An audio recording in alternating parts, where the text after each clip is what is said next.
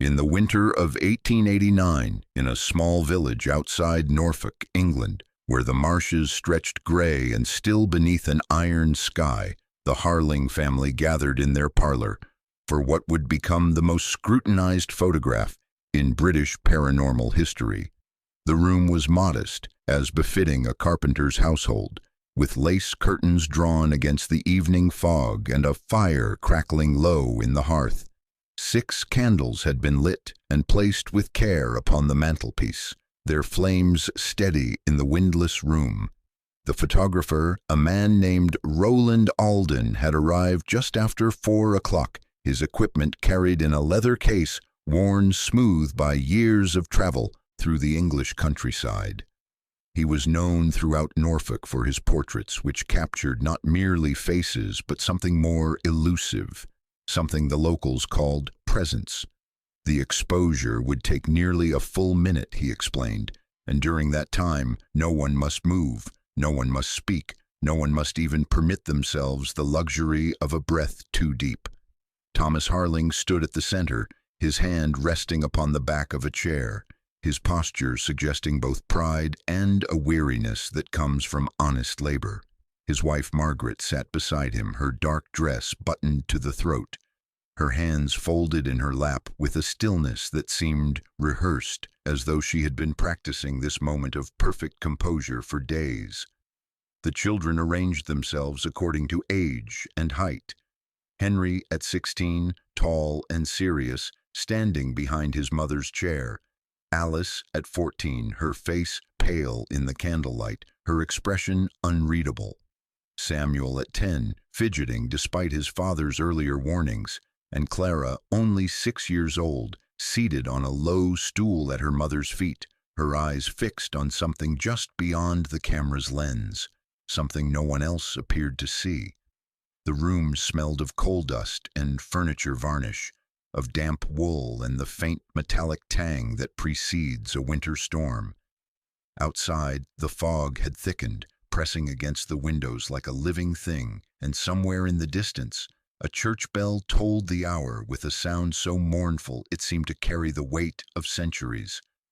Roland Alden ducked beneath the black cloth that covered his camera, made a final adjustment to the lens, and raised one hand in preparation. "Hold very still now," he said softly. "Do not move. Do not breathe." And so the Harlings became statues, 6 figures frozen in time, their faces solemn and their bodies rigid, while the glass plate inside the camera captured not merely their images, but something else, something that would not be noticed for decades, something that would eventually call into question everything we believe about photography, memory, and the persistence of love beyond the grave. The shutter closed. The family exhaled. The candles continued to burn. And in that moment, in that ordinary parlor, on an ordinary winter evening, history held its breath and recorded a mystery that science has yet to fully explain. The photograph, once developed in Alden's studio 3 days later, was delivered to the Harlings in a simple wooden frame. They hung it in the parlor above the fireplace, where it remained for years, largely unremarked upon, a token of family unity in an age when such portraits were treasured as evidence of survival, of continuity, of having endured another brutal English winter. But there was something in that photograph, something overlooked by every person who glanced at it during those early years, something that would only reveal itself decades later when the light fell differently, when the world had changed, when the right pair of eyes finally thought to look more closely. For years, no one noticed the shadow standing behind little Clara, the faint outline of a figure that should not have been there, until the day someone finally looked closer. The village of Willowmere, where the Harlings made their home, was the sort of place where everyone knew everyone, where the same families had worked the same land for generations, where the rhythms of life followed the seasons with a predictability that was both comforting and suffocating. Thomas Harling was a carpenter by trade, and a skilled one, renowned throughout Norfolk for his work in churches and manor houses, for the way his hands could coax beauty from raw timber, transforming oak and pine into pulpits and pews that would outlast the congregations that used them. He had inherited the trade from his father and his father before him, and he intended to pass it on to Henry, who already showed promise with a chisel and plane. Margaret Harling, née Thornton, had come from a family of shopkeepers in Norwich, and though she had married slightly beneath her station, she had never once given voice to any regret. She was a woman of deep faith and quiet dignity, the sort who attended morning service without fail, who organized charitable baskets for the parish poor, who read scripture to her children each evening by candlelight, her voice steady and calm even when the stories spoke of plagues and floods and the wrath of an unforgiving God. The children were healthy by and large, though Margaret herself had been ill the previous autumn, struck down by a fever that left her bedridden for 3 weeks and changed something fundamental in her constitution. Her cough had never quite disappeared, a dry, persistent thing that woke her in the night and left her breathless after climbing the stairs. Henry was 16, a serious boy with his father's build and his mother's reserve, already apprenticed and learning the trade that would define his life. Alice was 14, intelligent and observant, the sort of girl who noticed when the adults fell silent as she entered a room, who read books borrowed from the vicar's wife and asked questions that made her mother uncomfortable. Samuel was 10, all energy and mischief, the kind of child who could not sit still through a meal, who climbed trees and chased chickens, and came home each evening with torn stockings and dirt beneath his fingernails.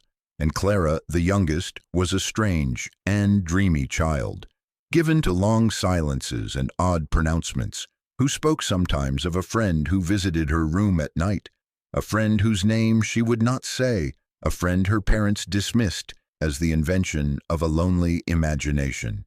The Harlings lived modestly but comfortably in a stone cottage at the edge of the village, with a small garden where Margaret grew vegetables and herbs, and a workshop behind the house where Thomas planed and sanded and assembled the furniture that provided their livelihood.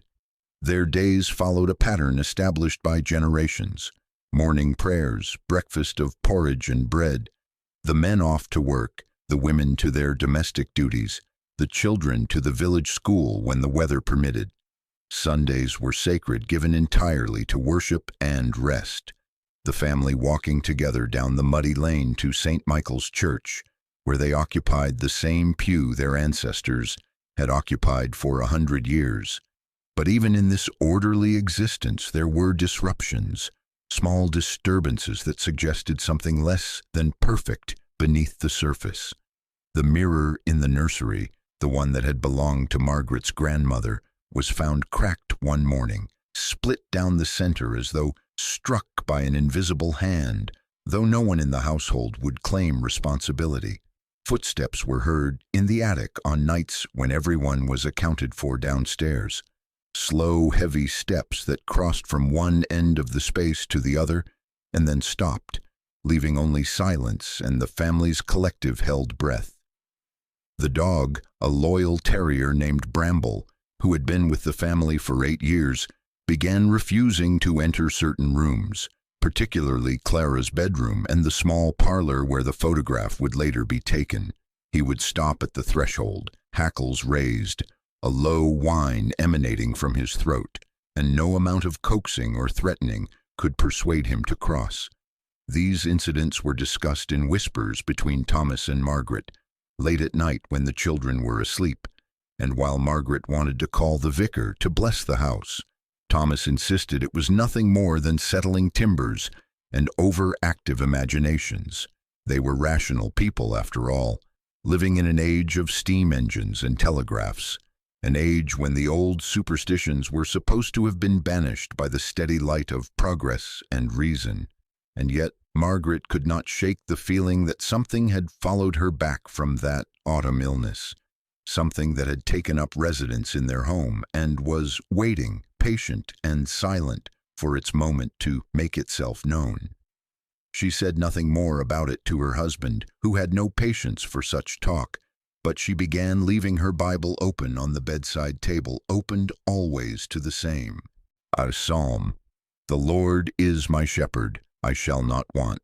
The Harlings believed themselves blessed to have survived the harsh winter. But spring, as they would soon learn, brings its own kind of death. The influenza arrived in Willowmere on the 3rd of March, 1889, carried by a traveling merchant who had come from London and who died 2 days later in the room he had rented above the tavern.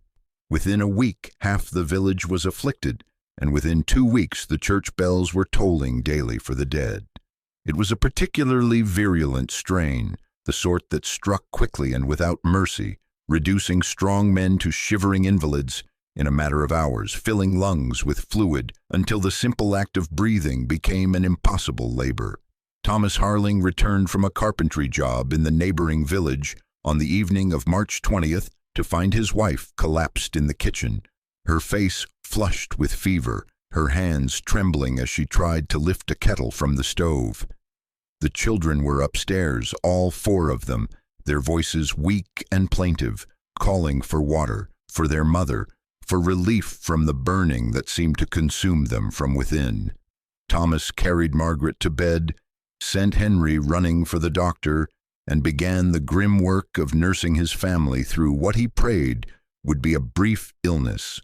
The doctor, when he finally arrived near midnight, was exhausted and reeking of camphor and carbolic acid, having spent the past 72 hours moving from house to house, bearing witness to suffering he was largely powerless to prevent.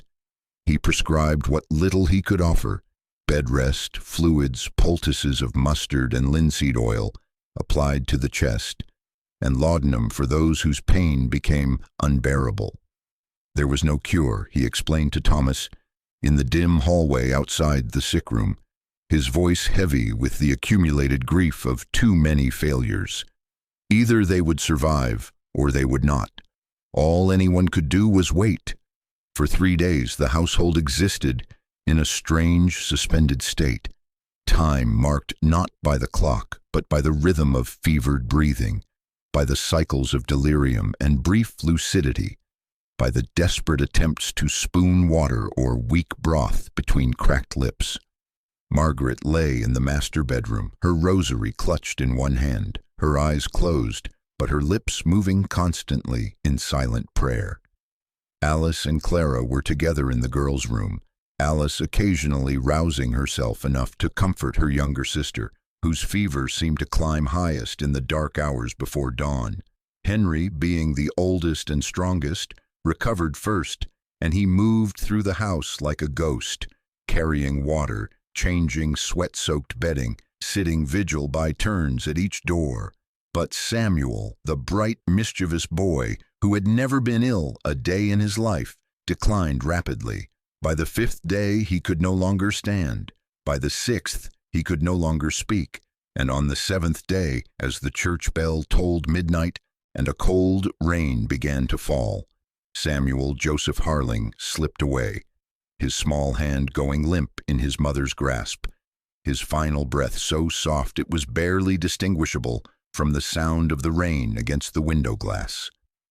Margaret felt the change instantly, that terrible stillness that marks the passage from life to death, and she opened her mouth to scream, but found she had no voice left, only a dry, broken sob that emerged as barely more than a whisper. Thomas, who had been dozing in a chair by the fire, woke to find his wife staring at their son's body with an expression of such desolation that he knew, without being told, what had occurred. The household fell into the peculiar silence that attends death, a silence so complete it seems to erase all memory of sound. The neighbors who had been bringing food and offering prayers stopped coming, as was the custom when a house was marked by mortality. The surviving children were kept apart, Henry taking responsibility for watching over the girls, while his parents attended to the awful necessities of preparing Samuel's body for burial. In that era, before embalming became common practice, the dead were washed and dressed by their own family. laid out in the coldest room of the house, and watched over until the funeral could be arranged. Margaret insisted on doing this work herself, though she was still weak and feverish, and Thomas did not have the heart to refuse her. She washed her son's small body with water drawn from the well, dressed him in his Sunday clothes, and combed his hair with the same gentle strokes she had used when he was living. Then she sat beside him for hours, one hand resting on his cold chest, her lips moving in prayers that had no power to alter what had already occurred. 3 days later, Roland Alden, the photographer who had taken the family portrait just weeks before, arrived at the Harling home to offer his condolences. He had heard of the boy's death from the vicar, and he came bearing not only sympathy but also a suggestion that would prove to be both comfort and curse. On the 7th night, as the candles burned low, Margaret whispered Samuel's name and swore she heard him whisper hers in return. Victorian mourning was a ritual as elaborate and prescribed as any religious ceremony, a social performance that dictated everything from the length of one's grief to the acceptable shades of fabric one could wear. When a child died, the family was expected to mourn for 1 full year, during which time all mirrors in the house were to be covered with black cloth. All clocks stopped at the hour of death, all curtains drawn against the intrusion of ordinary daylight. Women wore black bombazine, dull and heavy, trimmed with crepe that rustled with each movement like dry leaves. Men wore black armbands and avoided all social gatherings save those related to church and family obligation. Children were dressed in white for their burial, symbolizing innocence and the promise of heaven, and their hair was sometimes preserved in lockets or woven into jewelry that the bereaved could wear close to their hearts. But perhaps the most distinctive custom of that era was the practice of post-mortem photography, in which the deceased, particularly children, were arranged as though sleeping or even propped into seated positions, surrounded by family members who posed alongside them for what would be their final portrait together. These photographs were not considered morbid, but rather precious, tangible proof that the deceased had existed, had been loved, had left a mark upon the world that could not be entirely erased by death. For families who could not afford painted portraits, photography offered the only means of preserving the image of a lost child, and photographers like Roland Alden had become practiced in this delicate and sorrowful art. When Alden suggested to Thomas and Margaret that he might create a memorial photograph of the family, including Samuel's likeness captured through some careful arrangement, the grieving parents initially recoiled, but Alden explained gently that this was not what he proposed. Samuel had already been buried in the churchyard 3 days prior, laid to rest beneath a simple wooden cross that Thomas had carved himself. What Alden offered instead was a portrait of the surviving Harlings, a family photograph that would acknowledge the absence, that would leave space for the missing boy, that would serve as a marker of who they had been before tragedy divided their history into before and after. Margaret, in her exhaustion and grief, agreed. Thomas, who could deny his wife nothing in that terrible time, agreed as well. And so, on a gray afternoon in late March, as rain tapped steadily against the parlor windows, the family gathered once more before Roland Alden's camera. They wore black, all of them, the fabric seeming to absorb what little light entered the room. The curtains had been pulled back, but the day was so overcast that Alden had to supplement with candles, arranging them carefully to avoid harsh shadows. Thomas stood in the same position he had occupied in the earlier photograph, but his hand now rested on an empty chair, the chair where Samuel had sat. Margaret was seated, her hands folded in her lap, but her eyes were fixed on some point beyond the camera, beyond the room, beyond perhaps the visible world entirely. Henry stood behind her, his young face aged by grief and responsibility. Alice sat to one side, her expression carefully neutral, and Clara, the youngest, was positioned at her mother's feet, her small hands clasped together as though in prayer. The atmosphere in the room was oppressive, the air thick with more than just the smoke from the candles and the smell of damp wool drying by the fire. There was camphor lingering from the sick room, the cloying scent of funeral flowers that had not yet been cleared away, and underneath it all, something else, something that made Alden's assistant glance nervously toward the corners of the room and shift his weight from foot to foot. Alden worked quickly, checking his measurements, adjusting his lens, but when he prepared to take the exposure, he noticed something unusual. The light in the room, dim as it was, seemed to be playing tricks, creating shadows where none should exist, particularly in the space between Margaret and Clara, where the empty air seemed somehow denser, somehow more present than it should have been. He mentioned nothing of this to the family, who were already strung so tightly that the slightest disturbance might have caused them to break entirely. Instead, he simply instructed them to be still, to hold their positions without moving, and he uncapped the lens for what he later recorded in his journal as an unusually long exposure, nearly 2 full minutes, far longer than the technology of the day typically required. When it was finished, when the family had exhaled and begun to move again slowly, as though waking from a trance, Alden packed his equipment with an efficiency born of long practice, accepted Thomas's payment with a nod of sympathy, and departed into the rain without lingering for the customary cup of tea.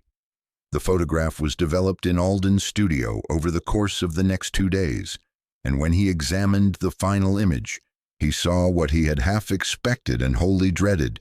There, in the space between Margaret and Clara, where the empty air had seemed so strangely heavy, was the faint but unmistakable outline of a small figure, a boy, his hand appearing to rest on his mother's shoulder in a gesture of comfort or perhaps farewell. The features were indistinct, blurred as though the subject had moved during the exposure, but the size, the posture, the position, all matched Samuel's exactly. Alden stared at the photograph for a long time, turning it toward the window to examine it in better light, holding it at different angles, testing whether what he saw might be explained by some flaw in the glass plate or some trick of the developing chemicals. But the image remained constant, undeniable, impossible. He wrapped the photograph carefully, delivered it to the Harlings without comment, and that night, in his journal, he wrote a single cryptic line that would not be discovered until decades after his death. The boy would not keep still. The Harlings hung the photograph in their parlor, above the fireplace, in the same place where the earlier family portrait had hung. If they saw the 7th figure, they never spoke of it, not to each other and certainly not to their neighbors. Margaret would sometimes stand before it in the evenings, her arms wrapped around herself, her lips moving in silent conversation, and Thomas would find her there and gently lead her back to bed without asking what she had seen or whom she had been addressing. The 7th figure was dismissed as a trick of light, but light, as it turns out, remembers more than we do. The Harling home stood empty for 11 years after the last of the family moved away, the doors locked and the windows shuttered, the garden returning to wilderness, the workshop behind the house gradually surrendering to weather and decay. Thomas had died in 1901, his heart simply giving out one morning as he dressed for work, and Margaret had followed him 8 months later, her long illness finally claiming what the influenza had failed to take. The surviving children had scattered, Henry to London where he found work in a furniture factory, Alice to a teaching position in Sussex, Clara to a marriage that took her north to Yorkshire. None of them wished to remain in Willowmere, where every street corner held a memory of Samuel, where the house itself seemed haunted not by ghosts, but by the unbearable weight of what had been lost. The property passed through several hands, none of the owners staying long, until finally in 1952 it was purchased by Eleanor Ridgway, a widow from Cambridge with an interest in local history and the means to pursue her curiosities. She was a methodical woman, trained in archival research, at a time when few women were encouraged in such pursuits. And she approached the house not as a home, but as a historical document, something to be read and interpreted and preserved.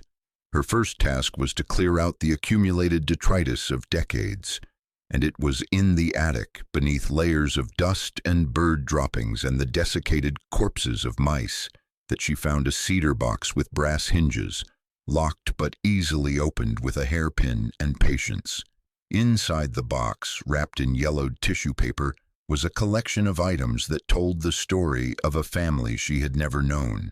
Letters tied with ribbon, a man's pocket watch that had stopped at 23 minutes past 2, a woman's cameo brooch, a child's primer with careful pencil marks recording someone's slow progress through the alphabet, and 2 photographs, both in simple wooden frames. The first photograph showed 6 people, clearly a family, arranged in a formal pose, their expressions serious, their clothing suggesting a date somewhere in the late 1880s. The second photograph showed 5 people, dressed in black, with an empty chair positioned prominently among them. Eleanor carried both photographs downstairs to her study, where the light was better, and began to examine them with the careful attention she had learned to apply to historical artifacts. It was only when she held the second photograph, the morning portrait, up to the window, letting the afternoon sun illuminate it fully, that she noticed the anomaly. There, between the seated woman and the small girl, was a faint figure that appeared to be a boy, his outline barely visible but undeniably present, his hand seeming to rest on the woman's shoulder. At first, she thought it must be a flaw in the photograph, perhaps some problem with the exposure or the development, but the longer she looked, the more certain she became that this was no accident. The figure was too precisely positioned, too anatomically correct, too clearly integrated into the composition to be dismissed as a random error. Eleanor was not a woman given to flights of fancy, but she was also not a woman who ignored evidence simply because it troubled her preconceptions. She took the photograph to London, to an expert at King's College who specialized in early photographic techniques, and she asked him to analyze it without telling him what she suspected. The analysis took 3 weeks and involved techniques that were at the cutting edge of forensic photography. Examination under magnification, chemical analysis of the paper and emulsions, comparison with other photographs known to have been taken by the same photographer. The expert's report, when it finally arrived, was both fascinating and frustrating. The 7th figure, he confirmed, was not a later addition, not painted or drawn onto the photograph after development. It was not the result of double exposure, the practice of exposing the same plate twice to create ghostly composite images. It was not a flaw in the glass plate or a chemical artifact of the development process. As far as he could determine, the 7th figure had been present in the room at the moment the photograph was taken, captured by the camera's lens in exactly the same manner as the other 6 figures, even though parish records and census data clearly indicated that the Harling family in 1889 had consisted of 6 people, not 7. Eleanor returned to Willowmere with more questions than answers, and she began to dig deeper into the family's history, searching through church records, interviewing elderly villagers who might remember stories passed down from their grandparents, tracking down the descendants of Roland Alden, the photographer. It was through Alden's granddaughter that she obtained his journals, a series of leather-bound volumes that documented decades of work, and it was in the journal for 1889 that she found the cryptic entry dated the 28th of March. Returned to the Harling home for memorial portrait. Something peculiar about the light. The exposure ran long. The boy would not keep still. What Eleanor found next would prove that the 7th figure wasn't an accident. It was a message. The photograph, once Eleanor Ridgway's findings became known, attracted the attention of experts from across England and eventually from further afield, photographers and historians and scientists who specialized in the analysis of historical documents and the debunking of supernatural claims. The late Victorian period had been rife with so-called spirit photography, in which unscrupulous practitioners claimed to capture images of the dead alongside the living, creating elaborate frauds through double exposure, painted backdrops, and carefully positioned accomplices, draped in gauze. The Society for Psychical Research, founded in 1882, had investigated hundreds of such cases and found the overwhelming majority to be either deliberate hoaxes or the result of photographic error. When Eleanor's discovery was brought to their attention, they approached it with the skeptical rigor that had become their hallmark, determined to find the rational explanation that surely must exist. The first theory proposed was that the seventh figure was the result of involuntary movement during the long exposure. Early photographic plates required subjects to remain absolutely still for extended periods, and even the slightest movement could create ghostly traces, partial images that suggested the presence of something that was not quite solid, not quite real. Perhaps, the experts suggested, one of the children had moved, had shifted position during the exposure, creating a blur that coincidentally resembled a seventh figure. But this explanation fell apart under examination because the documented positions of all 6 subjects could be clearly seen in the photograph, each figure sharp and well-defined, with no evidence of movement or doubling. The second theory involved the glass plates themselves, which in that era were sometimes reused, the old images scraped away to make room for new ones, a practice that could occasionally result in faint ghost images from previous exposures bleeding through. But Roland Alden's records indicated that he always used fresh plates for memorial portraits, considering it a matter of professional respect, and chemical analysis of the photograph's emulsion showed no evidence of the multiple chemical layers that would have resulted from reuse. The third theory focused on temperature effects and light leaks, the possibility that the cool, damp conditions in the Harling parlor on that March day had caused the photographic chemicals to behave unpredictably, creating artifacts that mimicked human forms. But again, the specificity of the figure, the way it corresponded exactly to the size and position of a 10-year-old boy, strained credulity. Temperature effects might create streaks or blotches or general haziness, but they did not create anatomically correct human silhouettes, positioned precisely where a missing family member might have stood. As each rational explanation was tested and found wanting, the scientific community found itself in the uncomfortable position of having evidence that defied easy categorization. The photograph was genuine, of that there was no doubt. The seventh figure was present in the original image, captured at the moment of exposure, not added later through fraud or manipulation. But what had caused it, what had been present in that room on that gray March afternoon, to leave its impression on the light-sensitive emulsion, remained a mystery. Historical context provided some illumination, if not definitive answers. The period from the 1870s through the 1890s had seen an explosion of interest in spirit photography, driven partly by genuine technological confusion about what cameras could and could not capture, and partly by the desperate hope of bereaved families who wanted to believe that death was not an absolute ending, that the departed might linger close enough to be seen, if only one knew how to look. Photographers like William Mumler in America and Frederick Hudson in England had built successful practices around the creation of spirit photographs. And while most of their work was eventually exposed as fraud, the cultural appetite for such images spoke to something profound about Victorian grief, about the need to make loss visible and therefore manageable. The Harling photograph differed from these commercial spirit photographs in significant ways. It had not been created for profit or public display. It had not been advertised or promoted.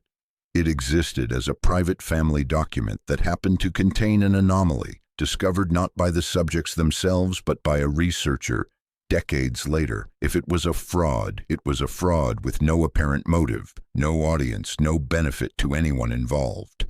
And Roland Alden, whose reputation had been impeccable, whose other work showed no evidence of trickery or manipulation, had never publicly claimed to have captured anything supernatural. His journal entry suggested not pride but unease, a recognition that something in the process had not gone as it should, that the photograph contained something he had not intended and could not explain. The most intriguing detail, the one that even the skeptics found difficult to dismiss, was the position of the seventh figure's hand, which appeared to rest not on Margaret Harling's shoulder, where one would expect a comforting touch, but slightly behind it, on something that was not visible, on empty air, or perhaps on a presence that the camera could see, but human eyes could not. Science could explain the process, but not the precision. Among the items Eleanor Ridgway found in the cedar box in the Harling attic, buried beneath the photographs and the pocket watch, was a slim volume bound in cracked leather, its pages brittle with age and spotted with mildew. At first, she took it for a Bible or perhaps a prayer book, but when she opened it carefully, mindful of the fragile spine, she discovered it was a hymnal from St. Michael's Church, dated 1876, and tucked between its pages were a series of letters, written in a careful feminine hand, never sent, never addressed, simply folded and preserved as though their very existence was purpose enough. They were Margaret Harling's private correspondence with her grief, begun the week after Samuel's death and continuing sporadically for months afterward, a raw, unfiltered account of a mother's attempt to survive the unsurvivable. The early letters were almost incoherent with anguish, full of crossed-out words and ink blots that might have been tears, declarations of guilt and self-recrimination. She should have boiled the water longer. She should have kept the children inside when the fever first came to the village. She should have prayed harder, with more faith, with less distraction. She wrote that she dreamed of Samuel every night, that she saw him standing at the foot of her bed, his face pale but peaceful, his lips moving as though trying to tell her something she could not quite hear. She wrote that she had begun to pray for something she knew was sinful, something she could not confess to the vicar or even to her husband. She prayed not for the strength to endure her son's absence, but for one more glimpse, one more moment, one more chance to tell him that she loved him, that she was sorry, that she would never stop being his mother even though he had ceased being her son. As the weeks passed, the tone of the letters shifted, became less frantic and more contemplative, though no less sorrowful. Margaret described the memorial photograph, how she had sat for it in a kind of trance, barely aware of the camera or the other members of her family, aware only of an overwhelming sense of Samuel's nearness, as though he were standing just behind her, his hand on her shoulder, his breath on her neck. She wrote that during the exposure, during those long minutes when she had to remain absolutely still, she had felt a pressure against her back, a warmth that should not have been there in that cold parlor, and she had wanted to turn, to look, to confirm what she sensed but dared not believe. But she had held still, as instructed, and the moment had passed, leaving her uncertain whether what she had felt was real or simply the manifestation of a desperate wish. When the photograph was delivered, she wrote, she had examined it closely and seen, or thought she had seen, something in the shadows behind her, something that might have been a trick of light or might have been her son, come back one last time to say goodbye.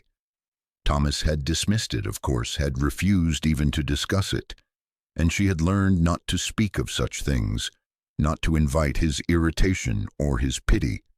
But alone in the parlor at night, After the rest of the household had gone to bed, she would stand before the photograph and whisper to the figure she believed she could see, telling Samuel about his siblings' small triumphs and tribulations, about the progress of the seasons, about her hope that he was at peace wherever he had gone. The later letters revealed a woman gradually teaching herself to live with loss, to carry it not as an acute wound but as a permanent scar, painful when touched but no longer bleeding. She wrote about the small mercies that sustained her, the loyalty of her surviving children, the steadfastness of her husband, the rituals of church and home that gave shape to otherwise empty days. She wrote about the photograph as a kind of comfort, evidence that love could transcend the boundaries of death, that a mother's longing might be powerful enough to pull her child back, if only for an instant, if only in light and shadow, if only in the briefest impression on a glass plate covered with chemicals that could capture what the living refused to see. These letters humanized the mystery in ways that scientific analysis never could. They transformed the photograph from a curious anomaly into a monument of grief, a testament to the intensity of maternal love and the lengths to which that love will go to preserve what death has taken. Whether the seventh figure was real or imagined, whether it was Samuel's ghost or Margaret's need made visible, became, in some sense, irrelevant. What mattered was that a mother had lost her child and had found a way to believe he was still near, still watching over her, still connected to the family that had been broken but not destroyed by his absence. Eleanor, reading these letters in her study in Willowmere, found herself moved in ways she had not anticipated, her scholarly detachment giving way to something more personal, more painful. She herself had lost a son in the war, had spent years negotiating her own accommodation with grief, and she recognized in Margaret's words the familiar rhythms of that terrible negotiation, the bargaining and the resignation, the moments of hope and the longer stretches of despair. Perhaps the photograph didn't capture a ghost, but the moment a mother refused to let go. Today, more than a century after Roland Alden positioned his camera in the Harling's parlor and captured an image that continues to resist easy explanation, the photograph, known simply as The Seventh Figure, hangs in the Norfolk County Museum, displayed under carefully controlled lighting in a climate-regulated case, surrounded by explanatory placards that detail its history, its provenance, and the ongoing debate about its significance. Visitors come from across England and beyond to see it, to stand before the glass and search for the faint outline that appears between the seated woman and the small girl, to decide for themselves whether they are looking at a trick of chemistry and light or at something that challenges the boundaries of what photography can and cannot reveal. The museum curators have positioned it diplomatically, neither endorsing nor dismissing the supernatural interpretation, instead providing context about Victorian mourning practices, early photographic techniques, and the human tendency to find patterns and meaning in ambiguous images. Art historians discuss it in terms of composition and light, noting how the arrangement of figures creates lines of sight that draw the eye toward the empty space that is not quite empty. Photographers analyze it as a technical document, debating exposure times and emulsion sensitivity and the properties of 19th century glass plates. Psychologists see in it an example of pareidolia, the phenomenon by which the human brain interprets vague stimuli as significant patterns, finding faces in clouds and figures in shadows, because we are hardwired to recognize human forms even when they are not truly present. And yet, none of these explanations fully satisfies, because each fails to account for the totality of the evidence, for the precise correspondence between the seventh figure and the missing child, for the testimony contained in Margaret Harling's letters, for Roland Alden's cryptic journal entry suggesting that something occurred during that exposure that he had neither anticipated nor fully understood. The photograph has become, in the decades since Eleanor Ridgway's discovery, a kind of touchstone for broader questions about the nature of loss and memory, about the ways in which the dead continue to inhabit the world of the living, not necessarily as ghosts in any supernatural sense, but as persistent presences that shape our thoughts and actions, and the very spaces we occupy. Grief researchers and thanatologists have studied the Harling case as an example of what they call continuing bonds, the contemporary understanding that mourning does not require severing connections to the deceased, but rather transforming those connections into new forms that allow the bereaved to carry their dead forward through life. Margaret Harling, by this interpretation, did not need her son's ghost to appear in the photograph for her experience to be valid and meaningful. What she needed was permission to believe that love persists beyond death, that her relationship with Samuel had not ended but changed, and the photograph, whether it truly captured something supernatural or simply reflected back to her what she desperately needed to see, provided that permission. The seventh figure, then, becomes less about what was actually present in the parlor that day, and more about what presence means, how we define it, how we measure it, how we allow ourselves to acknowledge connections that cannot be proven or quantified, but that feel, to those who experience them, as real as anything that can be touched or photographed or preserved behind museum glass. Modern photographic experts continue to examine the image using technologies that would have been unimaginable to Roland Alden and his contemporaries. Digital enhancement, spectral analysis, three-dimensional modeling, all have been applied to the seventh figure in attempts to definitively determine its origin and nature. Some of these analyses have revealed interesting details. The way the light falls on the seventh figure suggests it occupied actual three-dimensional space rather than being a flat artifact of the photographic process. The shadow patterns are consistent with a physical body positioned between the light sources and the background. The grain structure of the image shows no discontinuities that would indicate later manipulation or composite work. Other analyses have been less conclusive, their results depending heavily on the assumptions and expectations of the researchers conducting them. A skeptical investigator examining the photograph will find evidence supporting a skeptical conclusion, while a more open-minded researcher will find ambiguities that resist definitive interpretation. This is perhaps the photograph's greatest legacy, not that it proves or disproves anything about the persistence of consciousness after death, but that it demonstrates how profoundly our beliefs shape our perceptions, how what we see is always filtered through what we expect and hope and fear to see. The photograph is a mirror, reflecting back to each viewer their own relationship with mystery, with loss, with the possibility that the universe contains more than can be explained by the mechanisms of chemistry and optics. Eleanor Ridgway devoted the final years of her life to researching the Harling family and their photograph, producing a modest volume that was published posthumously and that remains the definitive account of the case. In her conclusion, she wrote something that has been quoted countless times since, a passage that captures both the frustration and the wonder of confronting evidence that refuses to resolve into certainty. She wrote, "We demand that the past explain itself to us in terms we can accept, that it conform to our understanding of how the world works, that it offer proof we can measure and verify and reproduce. But the past is under no obligation to satisfy our demands.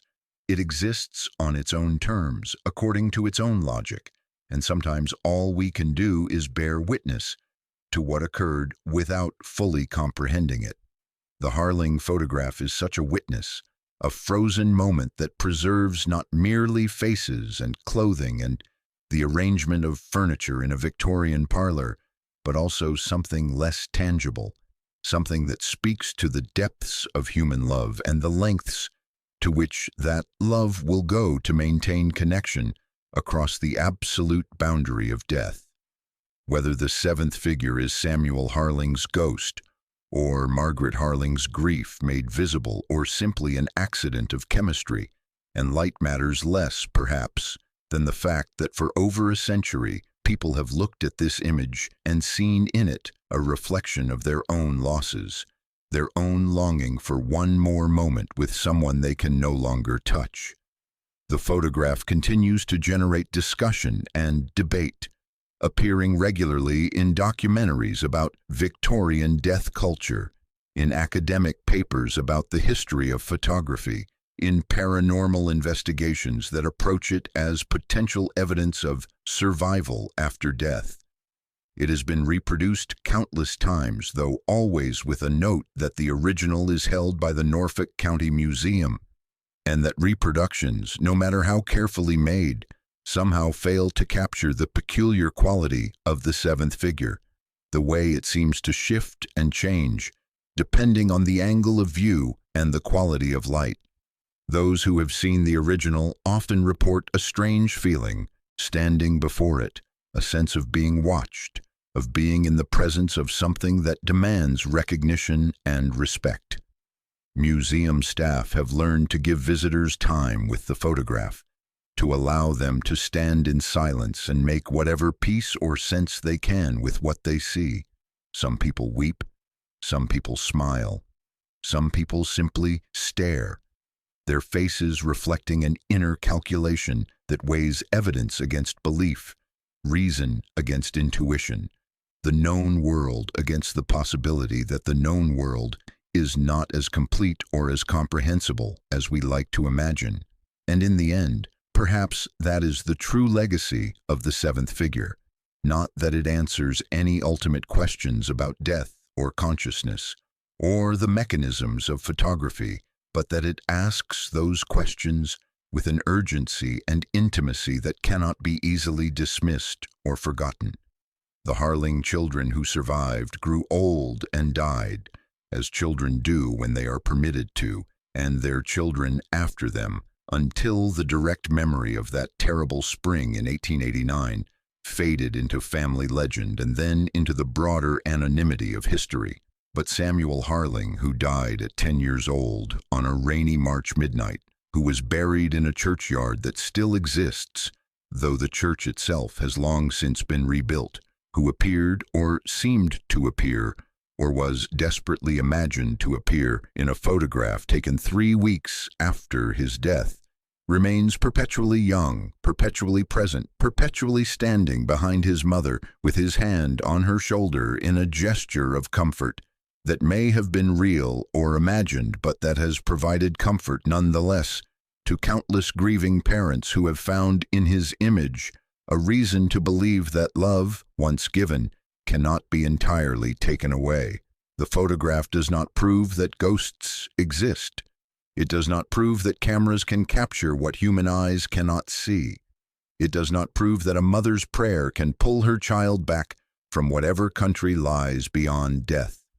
What it proves, if it proves anything at all, is that we are creatures who need stories to make sense of loss, who need symbols to represent what cannot be represented, who need to believe that the bonds we forge in life are strong enough to survive the dissolution of the bodies that made them possible.